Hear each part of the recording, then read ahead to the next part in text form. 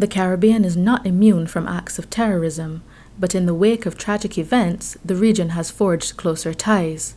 That is the word from Minister of Foreign Affairs Senator Maxine McClean as she spoke last week at a ceremony commemorating the 41st anniversary of the Cubana Airline crash. Barbados abhors terrorism whenever and wherever it occurs. The transboundary nature of terrorism underscores the importance of the regional cooperation towards its eradication.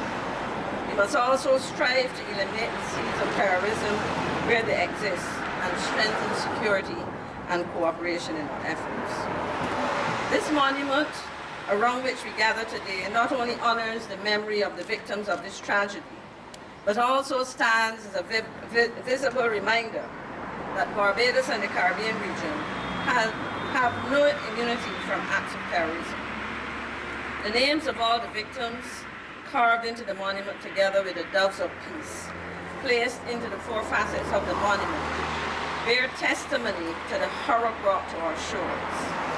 When we look at this monument, let us all be reminded that the act of terrorism was intended to create fear in us.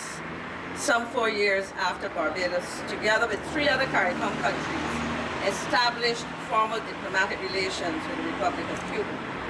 It had the opposite effect. In fact, to further strengthen our commitment to build lasting bilateral and regional relations with our sister country.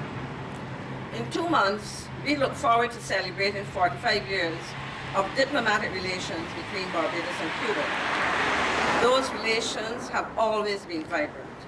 They bear testimony to the fact that small nations can stand for honor and principle in an international environment beset with obstacles and challenges, and can overcome the fears that acts of terrorism like this one are meant to foster. Indeed, we must remain steadfast in our resolve to seize every opportunity to make the world a better place, and in so doing, seek to ensure that future generations can focus on our human and material resources, on activities that will benefit mankind.